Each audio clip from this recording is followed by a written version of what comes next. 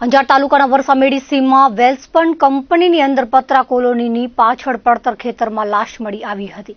26મીએ લાશ મળતા તેની તપાસ માટેના ચક્રો ગતિમાન કરાયા છે।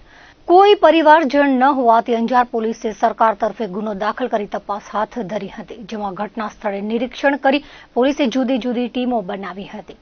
સીસીટીવી ફૂટેજનું એનાલિસિસ કરી બાતમીના આધારે યુપીના ઝારખંડમાંથી અજયકુમાર યાદવની ધરપકડ કરી હતી। પૂછપરછ કરતા તેણે ગુનાની કબૂલાત આપી હતી।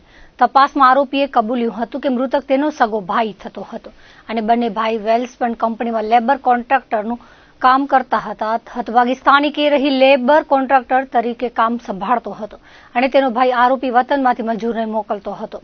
ધંધામાં રોકાણ કરેલ રૂપિયા માંગતા તે ન આપી ધંધામાંથી બેદખલ કરવાના મનદુખે આરોપી ઝારખંડના અજયકુમાર અયોધ્યા પ્રસાદ યાદવે અંજાર આવ્યો હતો અને અહીંથી તીક્ષ્ણ હથિયારની ખરીદી કરીને ગુનાને અંજામ આપ્યો હતો। પોલીસે આરોપીને પકડી આગળની કાર્યવાહી હાથ ધરી છે।